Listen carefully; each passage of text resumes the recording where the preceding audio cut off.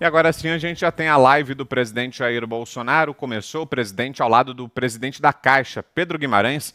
Vamos acompanhar. Ganhava 2 mil por mês, vendendo aí churrasquinho de gato, um biscoito Globo na praia, sei lá o que for. Tá? Ele se ganhava 2 mil por mês, 80%, passou para 400, em média, R$ 400 a renda dele. Lógico, teve gente que perdeu 50%, né, R$ 1.000. Teve gente que perdeu tudo, não tem como vender nada. E estão numa situação bastante complicada. Por isso, Pedro, não sei qual é a tua opinião, a gente acha que o Brasil não suporta mais, né, por parte de, em alguns estados, ter esse bloqueio tão grande no comércio. É a tua opinião também, Pedro? Sim. E é tão importante, presidente, o auxílio emergencial, né, que nós fizemos de uma maneira única e que depois a gente vai anunciar, quando o senhor me falar, eu já faço anúncio da segunda parcela. E quando você fala em benefício emergencial, os Estados Unidos perdeu 26 milhões de empregos, Estados Unidos. Nós aqui não temos o número exato, alguns milhões, não vamos anunciar porque não temos o número exato, mas as medidas do governo evitaram, tá, que 7,2 milhões de empregos não fossem extintos no Brasil. Então o governo vem fazendo a sua parte, porque emprego também é vida. Certo. Então, o pessoal fala muito, alguns falam ainda, né?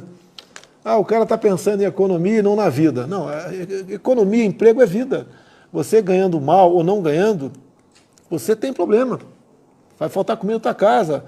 Você vai ter um organismo mais enfraquecido, mais propenso a contrair outras doenças. Então é tratar com responsabilidade a questão da vida e a questão do desemprego também. Tocando nesse assunto, então, quando se fala em emprego, né, teve 2 decretos nossos nos últimos 10 dias, onde nós incluímos na relação de atividades essenciais a construção civil, alguns estados já tinham liberado, outros não, a questão da atividade industrial, mas deixe bem claro, não basta apenas você abrir para atividade industrial, se o industrial produz, nós de botar no mercado, o comércio está fechado. Aí o seu pátio fica cheio, seus depósitos ficam cheios, tá certo? E temos esse problema na ponta da linha, falta de consumo. Liberamos também academias, porque, como diz o Paulo Cintura, né? Saúde que interessa, o resto não tem pressa. Uma pessoa sem saúde não tem uma vida saudável. E também salão de beleza e cabeleireiro. Alguns governadores tinham informações que não iam cumprir o nosso decreto. Eu deixo claro uma coisa, né? Nós todos somos escravos da lei. Se algum governador é contra o nosso decreto, ele tem 2 caminhos. Pega um deputado federal, um senador do seu estado, né, e entre com um projeto de decreto legislativo para tornar sem efeito, né, o nosso decreto. E está resolvido o assunto. Ou então, vá na justiça. Tá certo? Vá na justiça. Vá na justiça que pode aí uma autoridade do judiciário dizer que o decreto é inconstitucional, aí suspender os seus efeitos. Logicamente vai recorrer. Esse é o caminho, não é simplesmente não vou cumprir. Isso não é atitude de uma pessoa que fala em democracia, fala em liberdade e que está à frente do executivo. Afinal de contas, né, eu vi uma posição hoje bastante firme aí durante uma videoconferência que fizemos com algumas centenas de empresários, da Fiesp à frente aí o Paulo Scarpa, é o seguinte: se o Supremo decidiu que o presidente não decide sobre o Brasil, e quem decide são governadores e prefeitos, então quem deveria, na verdade, decidir é uma pessoa só, é o prefeito. Como hoje eu conversei com o prefeito de Roraima, qual é? Não sei como. Itaituba, Roraima. Itaituba, no Pará. Conversei porque ele falou para mim que mais de 95% das atividades comerciais do seu município estão abertas. E está indo muito bem, não tem problema de coronavírus, tá certo? E o comércio está funcionando. E ele resolveu assumir essa posição. E eu cumprimentei, que na ponta da linha, com todo respeito aos governadores, quem tem que decidir são os prefeitos. Se não é o presidente, né? Então tem que ser os prefeitos. Que dentro do mesmo estado, o Pará, eu acho que é o segundo estado maior do Brasil, se não me engano, de extensão, o primeiro é o estado do Amazonas. Há diferença enorme entre um município e outro, até o Rio de Janeiro. Você pega, por exemplo, o município ali na beira da praia e na serra. Há uma diferença enorme. Então, cada caso é um caso. E leva-se em conta também a quantidade de habitantes. Você pega uma cidade que não tem prédios, só tem casa, já há um isolamento social bastante grande. Não precisa dessa gana toda para você conter a expansão, conter por um tempo, que o vírus vai atingir no mínimo 70% da população. Isso é fato, isso ninguém discute. Agora, essa maneira radical de proporcionar lockdown, é isso? Eu não falo inglês, não. Como é que é? Como é que é? Lockdown. Lockdown. Parabéns, obrigado aí. Lockdown, fecha tudo, não dá certo. Não dá certo, ok? E não deu certo em lugar nenhum no mundo. A Suécia, um país que não fez lockdown, é um país que está bem com a sua economia, quantidade número de mortes por 1 milhão de habitantes. Esse é o número. Não é como a imprensa aí faz, né? O Brasil é o segundo, é o terceiro, é o primeiro país em mais mortes. Um país com 210 milhões de habitantes, você não pode comparar com outro país que tem 5 milhões de habitantes. Se não me engano, o Uruguai, 4 milhões, se não me engano. 4 milhões. Não dá para comparar. O Brasil, se morre 100 pessoas aqui, 100 no Uruguai, há uma diferença enorme. Não é a mesma coisa. Lá, a quantidade de habitantes é 30, 40 vezes menor do que nós. Então, Horas e 9 minutos. R$600, tá? Seguimos acompanhando aqui a live do presidente Jair Bolsonaro. Vamos lá. O pessoal aí está apavorado, aí, cobrando, porque está fazendo falta, porque é um socorro realmente, que é muito bem-vindo. Parabenizo a equipe do Paulo Guedes, o Congresso Nacional, por ter aprovado em tempo recordes aí. E aí, Pedro, você vai falar sobre a segunda parcela? Pedro? Sim, presidente, maior programa de inclusão digital do Brasil, que se tem notícia de todos os tempos, numa velocidade muito grande. Então, nós começamos na segunda-feira, amanhã, às 3 horas da tarde, eu e o ministro Onyx vamos dar todos os detalhes, vamos ficar mais de 1, 2 horas conversando, mas nós começamos na segunda-feira e faremos toda a questão via mês de nascimento, exatamente para que nós tenhamos uma tranquilidade maior no pagamento. Mas amanhã, às 3 horas da tarde, a gente põe no detalhe.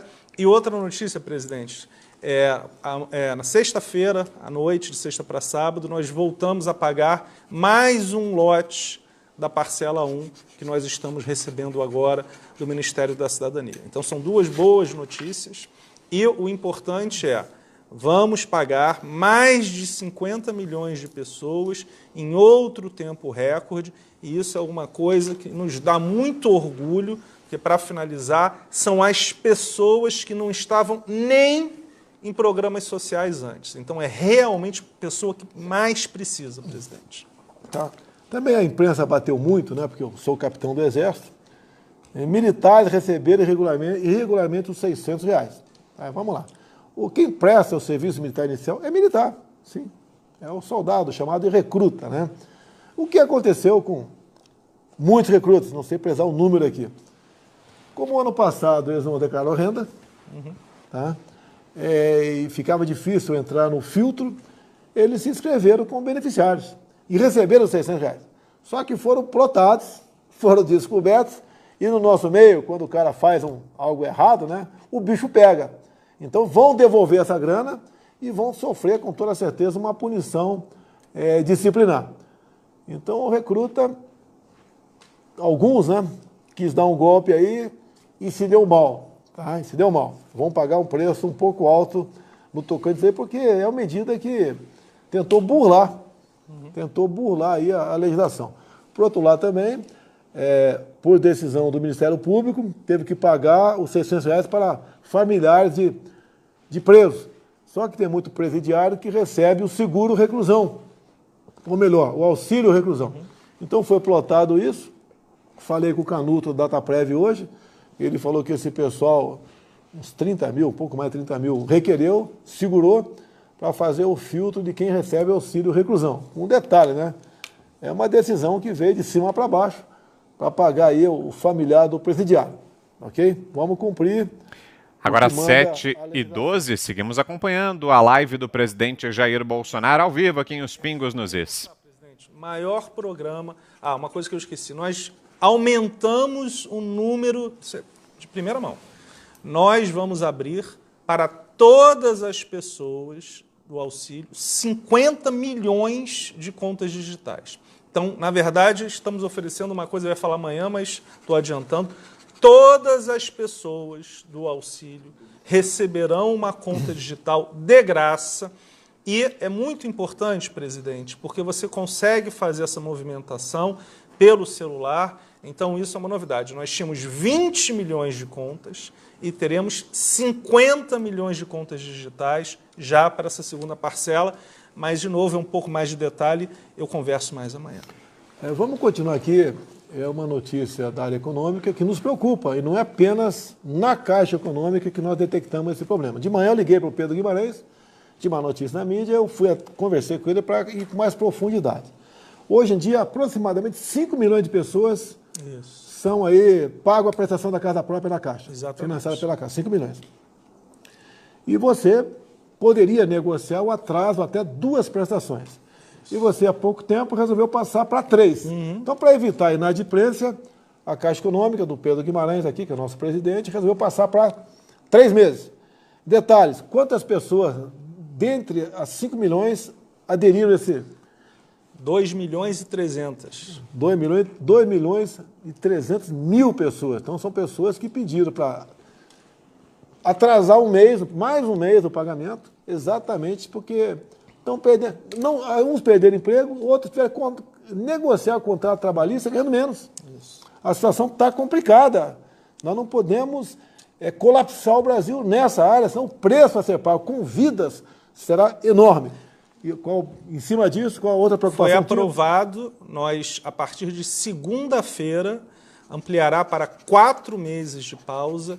Todos os 2 milhões e 300 que já precisam, não precisam se preocupar, porque será automático. Então, quem já pediu, receberá 4 meses. E quem, porventura, for pedir, agora já é aprovado 4 meses de pausa. Lembrando só, presidente, que uma circular do Banco Central, liderado pelo Roberto Campos, permitiu até 6 meses sem alterações de provisões. Então, a Caixa continua extremamente sólida, mas é uma ajuda da Caixa Econômica Federal, inclusive nessa parte imobiliária.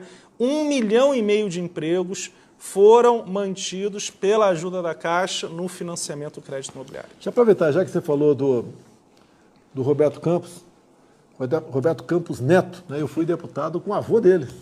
Foi uma honra para mim, em 91, né, chegar na Câmara, ele como deputado federal. Logicamente não tinha contato com ele, uma Câmara tem muita gente, mas ele é uma pessoa lá que muito respeitado na Câmara. E seu neto aí agora, o presidente do Banco Central.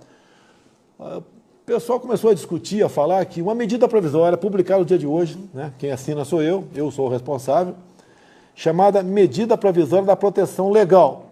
Alguns começaram a falar, né, isso pega, né, que a MP é para proteger possíveis fraudes nos estados. Não tem nada a ver isso aí, nada a ver.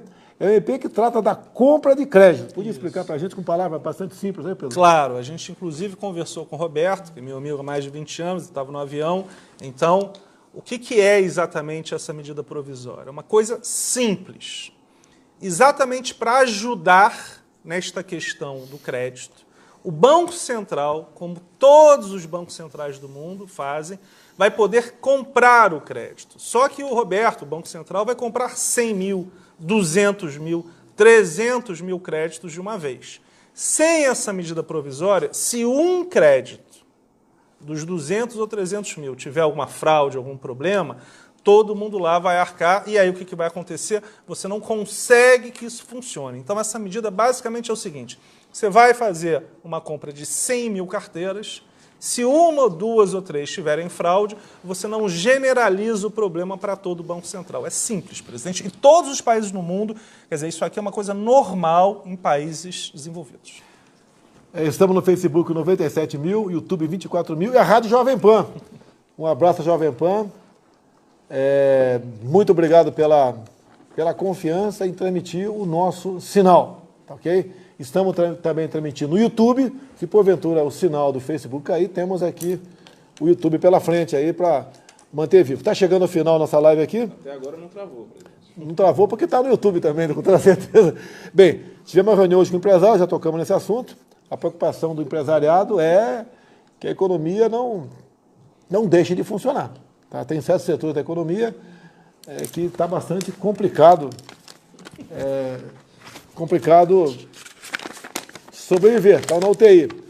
gente do Brasil todo, né? Brasil todo não, grande parte de São Paulo, grupo Caoa, por exemplo, BP, Energy Brasil,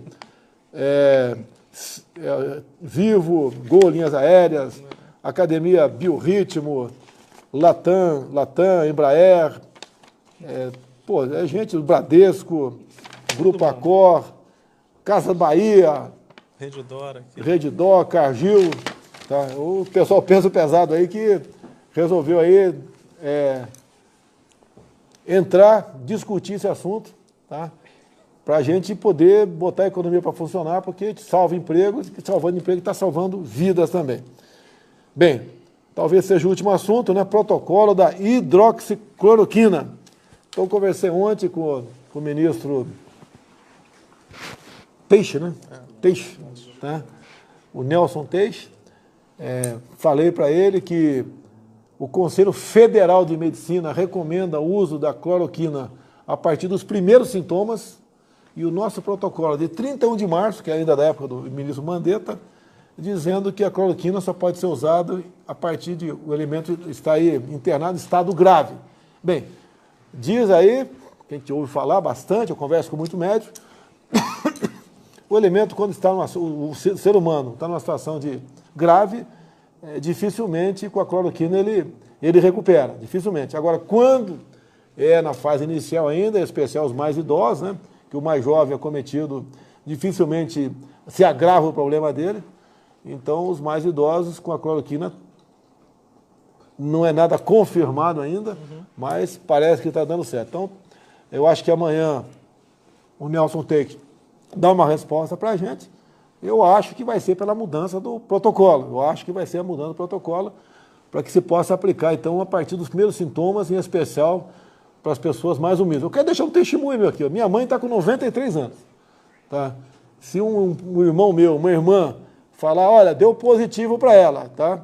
Se bem que meus irmãos já me acompanham e sabem o que eu penso, né? Nós vamos partir para a cloroquina, achar um médico lá, que tem muito médico favorável, né? Para receitar e entrar na cloroquina imediatamente, não tem que esperar, tá? Que, logicamente, minha mãe está bastante idosa, eu espero que ela viva ainda mais uns 50, tá bom? Mais uns 50 aí, tá bom demais, tá ok? Bem, divulgação aí, todo mundo quer saber, né? Divulgação do vídeo. Divulgação do vídeo, né? Aqueles que acreditaram que é um checkmate, tá? Agora ele se ferrou. Vídeo avassalador. Vocês vão cair do cavalo. Literalmente. Tá? Primeiro que eu espero, no primeiro momento, que o vídeo na íntegra não seja liberado, que tem questões de Estado, segurança nacional e coisa pessoal. Se falou economia, não é o caso tratar desse assunto. Agora o cara pergunta, por que gravou? A gente costuma gravar, depois tira algumas cenas e destrói. Quando veio aí à tona que o ex-ministro disse que no vídeo estava bem claro que eu estava interferindo na PF, na frente de 20 ministros, tá? Eu podia destruir o vídeo, mas eu falei, não, segura o vídeo, não destrói não. Eu até estava pensando em divulgar, já tinha falado aqui na portaria aqui da Alvorada que ia divulgar. Bem, houve um pedido do ministro do Supremo Tribunal Federal, Celso de Mello, nós entregamos o vídeo na íntegra, obviamente o vídeo ele está como secreto, tá? É secreto, tá certo? O vídeo já foi visto já pelos advogados do ex-ministro, o ex-ministro também, foi visto pelo AGU, pelo pessoal da Polícia Federal, e amanhã o advogado-geral da União vai aí peticionar o senhor ministro relator do Supremo Tribunal Federal dizendo o seguinte, né? São 2 trechos de 30 segundos que interessam para o processo. Então ninguém tem dúvida disso. Mas, da minha parte, eu autorizo divulgar todos 20 minutos, até para ver dentro de um contexto. O restante, a gente vai brigar, a gente espera que haja sensibilidade do relator, que é uma reunião reservada nossa, não tem nada, não existe, não é uma reunião filmada por força de lei, como é na Câmara, né, como é no Senado Federal. A gente espera que ele acolha isso, a gente divulgue 20 minutos, tem palavrão no meio? Tem, é a minha maneira de ser. Tá, quem não quiser ouvir palavrão, se for liberado, né, não assista, é muito simples. Tá? E entendo que é uma reunião reservada. Tá? E é a maneira que a gente tem de conduzir o trabalho, conversar. vão ver lá que não existe as palavras Polícia Federal, Superintendência, tá? Que tem lá quando eu falo da segurança. O que é segurança? É minha vida depois do acidente, né? Ou melhor, da tentativa de homicídio. Eu sempre me preocupei mais com meus familiares e alguns amigos meus do que até comigo mesmo. Tá? Então, vocês vão ter conhecimento de tudo, vai esclarecer. E deixe bem claro também, o próprio senhor Valeixo diz que a demissão foi a pedido, tá? Que não houve interferência minha junto à Polícia Federal, e não houve mesmo, pô. Tá? Eu nunca conversei, eu não me lembro de ter conversado com o superintendente da PF pelo Brasil, não me lembro, talvez tenha conversado até sem saber. Já tive algumas vezes no passado, lá no Rio de Janeiro, lá na sede da PF, mas nunca tratei de processo, tratei de nada. Até porque não tem como interferir, tá? E a PF tem que ter autonomia. Olha, a PF está agindo, parabéns à PF, está botando para quebrar aí alguns estados. Parabéns, tá certo? Vamos em frente, vamos combater a corrupção, vamos inibir com as ações, vai inibir quem porventura queiram praticar as ações. Fiquei sabendo também, foi pela mídia, não sei se é verdade, mas deve ser verdade, de vez em quando a mídia acerta aí. Vários contratos estão sendo cancelados, Pedro, está sendo cancelado pelo Estado. Contrato voltado aí ao combate aí ao coronavírus, tá certo? Então, se Deus quiser, eu espero que o senhor ministro Celso de Mello decida rapidamente isso aí, libere os 20 minutos, não tem problema, e nós não permita liberar o restante, para evitar problemas, né, com o Brasil, com outros países nós citamos ali, uma relação comercial nossa, que não é o caso, tá? Vou esclarecer, botar um ponto final nisso. Agora, deixo claro uma coisa, não sei se a imprensa falou, mas no depoimento da Carla Zambelli ontem, meu telefone está aí, pessoal? Está ocupado? Daqui, rapidinho. Aqui. Vale a pena aí. Eu falei com a Carla Zambelli, ela autorizou,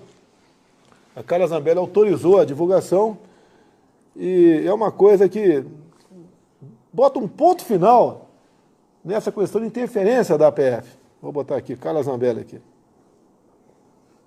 Tá autorizado pela Carla Zambelli. Deixar bem claro, jamais eu publicaria algo sem autorização da pessoa interessada, tá? Não sei se dá para pegar aí. Isso aconteceu na sexta-feira, no dia que o senhor Sérgio Moro pediu demissão. Ela aqui, então, a partir das 9 da manhã, ela tenta contato, eu vou mostrar, ela fica tentando contato com o senhor Sérgio Moro, né? Ela escreve aqui, o Valeixo pediu para sair, não tem por que sair, ministro.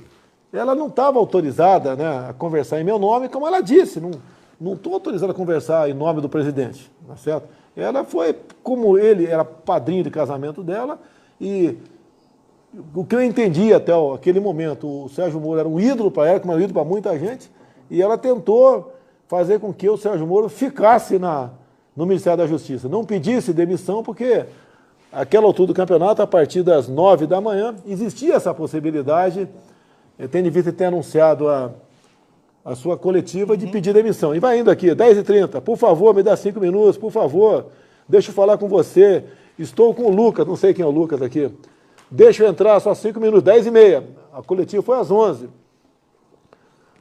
Daí ela mandou aqui, o Planalto que pediu, mas estou vindo não como parlamentar. Ela já falou que eu não pedi nada, tá? Ela falou Planalto, talvez alguns ministros tenham conversado com ela e pedido para ela entrar em contato com o Sérgio Moro, tá?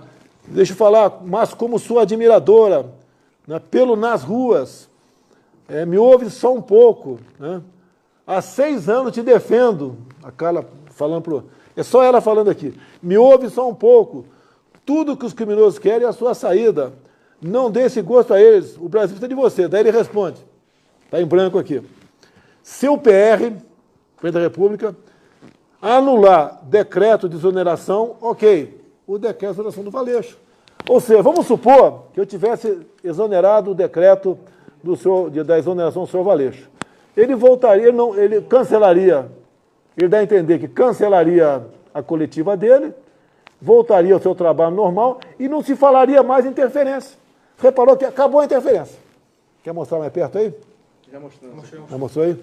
Tá? Então, esse daqui mata aí de vez a história de interferir na Polícia Federal. Mata de vez. Ponto final. Pá de cal em cima desse negócio aí. E voltamos à normalidade. Tá? Como acabou com a história aí do meu atestado de positivo ou negativo para o coronavírus, né? Bom, eu falei a palavra uma só, eu não resolvi não mostrar e dizer que estava negativo. Poder estar na justiça. Eu briguei na reta final, tá? Resolvemos não entrar em polêmica com o senhor Ricardo Lewandowski, que é ministro do Supremo Tribunal Federal. E antes mesmo da liminar dele, conversei com a AGU e entregou os exames. Ó, se essa for a decisão tua, pode mostrar, sem problema nenhum. E acabou que seria a decisão dele mesmo. Um abraço ao Lewandowski, meu oficial R2 de cavalaria, sou artilheiro, né? E sepultou esse negócio aí, resolveu o problema, ok? Eu acho que o Brasil, apesar dos problemas que nós temos, muitos problemas, eu falei do Rodrigo Maia hoje, não? Não. Eu tive um encontro hoje com o Rodrigo Maia, ele é o presidente da Câmara dos Deputados, ponto final, como o Alcolumbre é presidente lá do Senado Federal, acertamos algumas pautas para ser votada, a gente precisa disso aí, o Brasil precisa sair da situação que se encontra, é uma pauta que já faz parte aí da vida do Rodrigo Maia, ok? Nos acertamos nessas questões, ele levou lá o relator, boa notícia aí, né? O relator do projeto de lei nosso, que trata de uma mexida no Código Nacional de Trânsito, eu não li ainda qual é o relatório final, mas foi atendida a questão de passar de 5 para 10 anos a validade da carteira de motorista, a questão da inspeção de saúde, que você é obrigado a procurar uma clínica conveniada ao Detran, em torno de R$300. Você pode agora, o teu tio, o teu pai, a tua esposa, o teu esposo sendo médico, assina ali que está tudo bem, vai valer. O que mais? A questão muito importante que interessa, o pessoal me critica, né? O cara é isso e aquilo. O pessoal, quem trabalha no trânsito, pega caminhoneiro, motor de ônibus, motor de van, taxista, Uber, 20 pontos no ano é rápido. Então, estão passando para 40 pontos.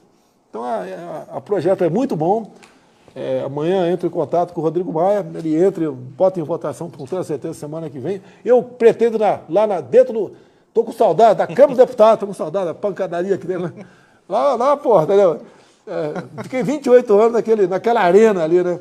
Pretendo lá sancionar o projeto de lei na mesa lá do presidente da Câmara, Rodrigo Maia, e para a gente dar essa boa notícia à população. E com toda certeza, outras boas notícias terão, né? Nós nos acertando, pode ter certeza que a gente vai se acertar cada vez mais. O Brasil está acima de mim, está acima do Rodrigo Maia, está acima de qualquer um dos 210 milhões de brasileiros. Tá? Nós vamos dar boa notícia para o povo brasileiro. Pedrão, uma coisa mais, Pedrão? Amanhã a gente tem esse anúncio no detalhe, importante. Foco do Brasil, o que é isso? São 2 canais de YouTube. Estamos no canal do YouTube Foco do Brasil. 26 mil, Foco do Brasil. Obrigado, Foco do Brasil. Folha Política, 9 mil. E mais canais de YouTube. Tá, muito obrigado pela confiança em nos transmitir aqui ao vivo, né? Espero que você tenha ganhado mais alguns seguidores em cima disso. Espera. Tá certo? Nós estamos chegando a 10 milhões e meio no Facebook. Lembra as outras mídias? Como é que tá aí? Quem lembra aí? 15 milhões no Instagram. 15 mil no Instagram é pouco, pô. Milhões. 15 milhões, tá bom, pô. 15 mil é pra pobre, pô. 15 mil no Instagram. O que mais aí? Alguém lembra aí? Outra mídia aí, quantidade? 2 milhões no YouTube. 2 milhões no YouTube, YouTube é realmente... Você tem não tem, nada, não? Nenhuma. Zero? Zero. Tudo é arroba caixa. 2 milhões e 900. 2 milhões e 900 no YouTube. 6 milhões e meio no Twitter. O nosso aqui é o de que mais interage no mundo, é isso, nas mídias sociais? As nossas mídias sociais que mais interagem no mundo. A gente procura levar uma informação precisa, né? De vez em quando dá uma canelada, acontece, né? A gente desculpa, como me desculpei aquele caso lá de Belo Horizonte, errou, desculpa aí, faltou eu conferir se era verdadeiro ou não o vídeo. E toca o barco aí. Todos nós podemos errar, né? Somos falhos. E a humildade, acima de tudo, é reconhecer quando erra e toca o barco aí. Então, muito obrigado a todos que nos acompanham, nos seguem, pela confiança. Obrigado, Pedrão! Obrigado, presidente. E daí, Tony Paiva aí? Você está feliz com esse teu trabalho aqui? Elisângela, é isso mesmo? Tá vendo? Aprendi. Pessoal, muito obrigado. Até a semana que vem, se Deus quiser, tá ok? Tamo junto. Semana que vem, YouTube. Será que o presidente tinha algo a acrescentar? A gente acompanhou aqui ao vivo, então, a live do presidente Jair Bolsonaro e também nos canais da Jovem Pan no YouTube. O presidente estava mencionando os canais que transmitiram a live aqui nos canais da Jovem Pan também, para uma audiência de mais de 100 mil pessoas. A gente agradece muito a você que nos acompanhou até agora. 7h32. Vou querer saber da análise do Augusto, do Zé Maria também, sobre tudo isso que disse o presidente. Quero começar com você, Zé. Vamos inverter a ordem, começar pelo final. O presidente trouxe ali prints de WhatsApp da deputada Carla Zambelli, de uma conversa que a Carla Zambelli teve com o ex-ministro Sérgio Moro minutos antes do pedido de demissão, daquele anúncio, daquela coletiva que foi convocada pelo Moro. E naquelas mensagens, o que tem de novidade ali, que foi trazido agora pelo presidente Jair Bolsonaro, é que em um determinado trecho, o ministro Sérgio Moro, ainda ministro naquela altura, diz que ficaria no cargo caso o presidente Bolsonaro revogasse a exoneração do Maurício Valeixo, que tinha sido tirado do comando da Polícia Federal. A exoneração que aconteceu a pedido, o próprio Valeixo falou disso no depoimento essa semana, e o presidente trouxe ali o print do próprio Sérgio Moro dizendo que ficaria no cargo caso o presidente mudasse de ideia em relação à saída do Maurício Valeixo. Zé Maria. Olha, Vitor, a Carla Zambelli é amiga do Sérgio Moro, defendeu o Sérgio Moro desde o início, quando ele era juiz. Ela foi presa por isso e ela fazia umas ações, se acorrentou na Câmara dos Deputados, lá no Salão Verde, nessa época, tudo em defesa da Lava Jato, e ele foi padrinho de casamento dela. Então, eles têm uma relação muito além da relação política. E eu já conhecia esse diálogo, ele é muito mais extenso, né? E ela foi para o Ministério da Justiça momentos antes daquela coletiva lá onde ele pediu demissão, logo cedo. E aí ele não quis recebê-la. E ela insistiu, passou mensagens para ele, dizendo que precisava conversar. E realmente a saída do Sérgio Moro, do governo Bolsonaro, desarticulou e dividiu um grupo muito importante ali de apoio ao presidente Jair Bolsonaro. Até hoje há essa divisão. E a deputada Carla Zambelli previu isso, né, e esclareceu que não falava em nome do presidente Jair Bolsonaro. Eu acho que ninguém fala em nome do presidente aqui em Brasília. É a primeira vez que ninguém fala em nome dele, não, viu? É ele que fala e fala muito em nome dele mesmo. Então, ela tentou demover o então ministro da Justiça a pedir demissão. Ela já sabia que ele iria sair diante da demissão do diretor-geral da Polícia Federal.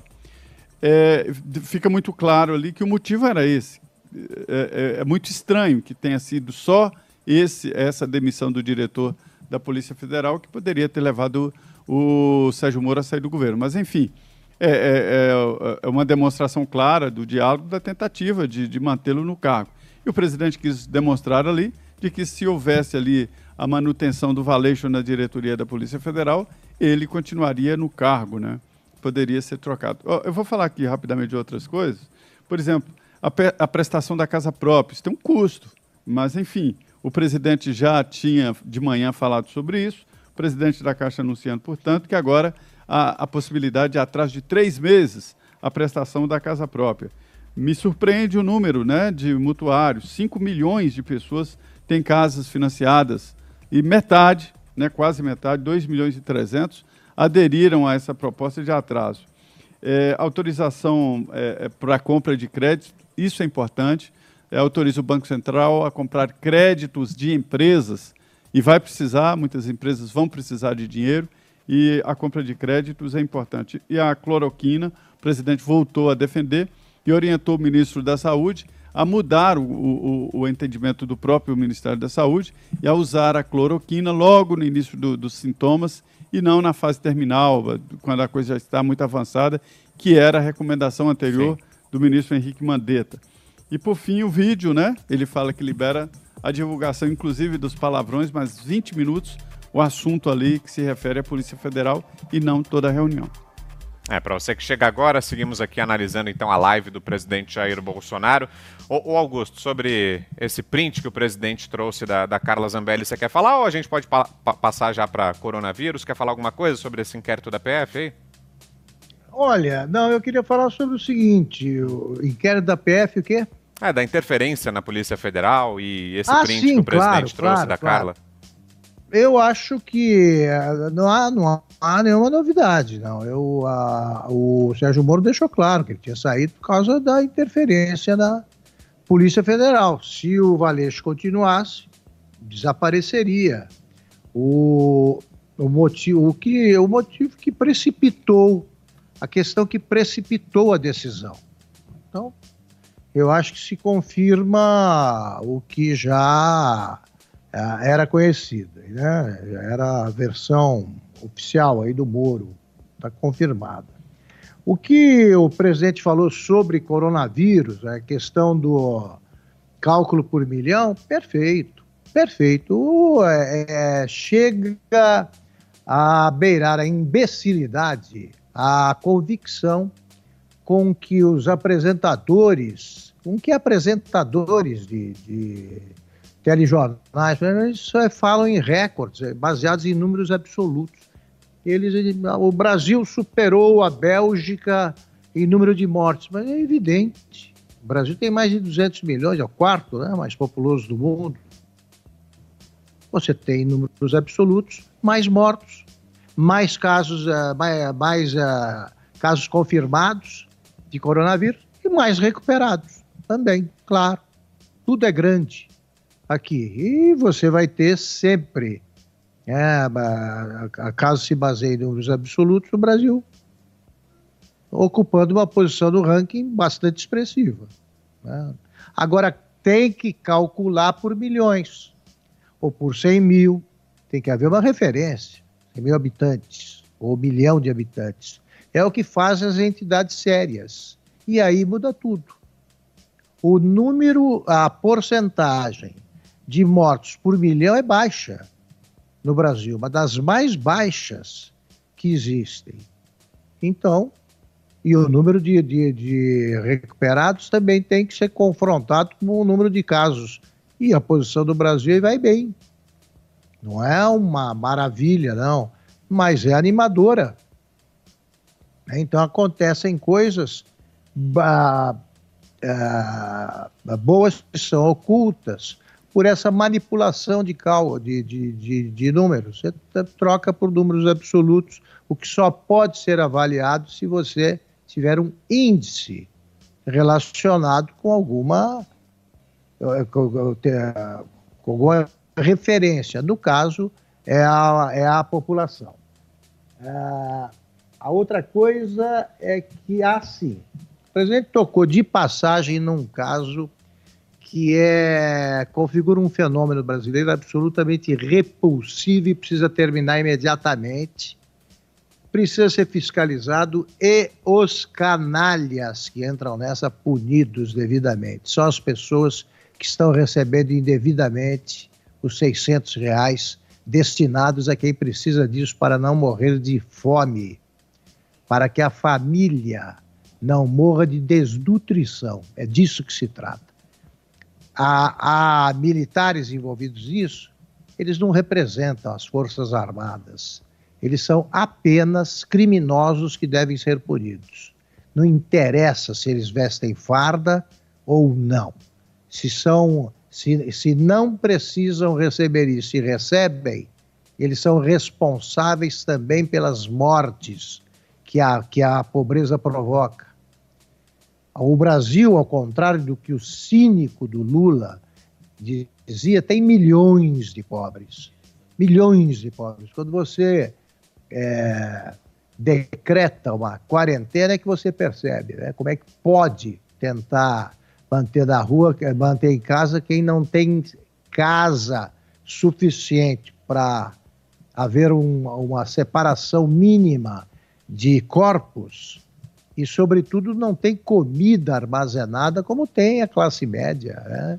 Essa vive, repito, super feriadão do vírus chinês.